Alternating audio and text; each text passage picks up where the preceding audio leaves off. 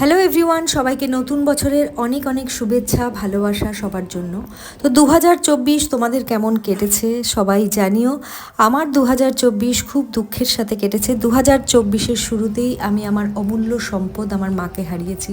মাকে হারিয়ে বুঝেছি এ জীবনে মা ছাড়া আর কেউ আপন নয়, আর মা ছাড়া যে আপন সে হচ্ছে আমার সন্তান।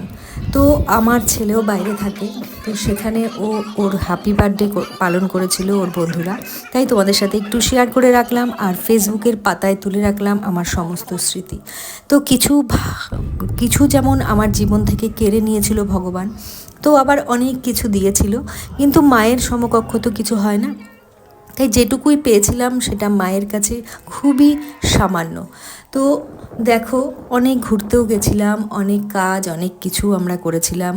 বাবাকে নিয়ে ঘুরতে যাওয়া, বাবাকে ভালো রাখা, মায়ের পরে যে রয়েছে সে তো বাবা, তো বাবাকে তো ভালো রাখতেই হবে। তো যাই হোক, তোমাদের আশীর্বাদ তোমাদের ভালোবাসা ছাড়া আমার কোনো কিছুই সম্ভব হতো না। আমি যেটুকু হয়েছি যেটুকু পেয়েছি সবটুকুই তোমাদের ভালোবাসার জন্য, তোমাদের আশীর্বাদের জন্য। আমিও মন প্রাণ থেকে চাই তোমাদের এই 2025 অনেক অনেক অনেক ভালো কাটুক, আর আমার ভালো লাগা তো তোমাদের কাছে শেয়ার করবই। চলো, থ্যাংক ইউ, টাটা, সবাই ভালো থেকো, সুস্থ থেকো, এই কামনা।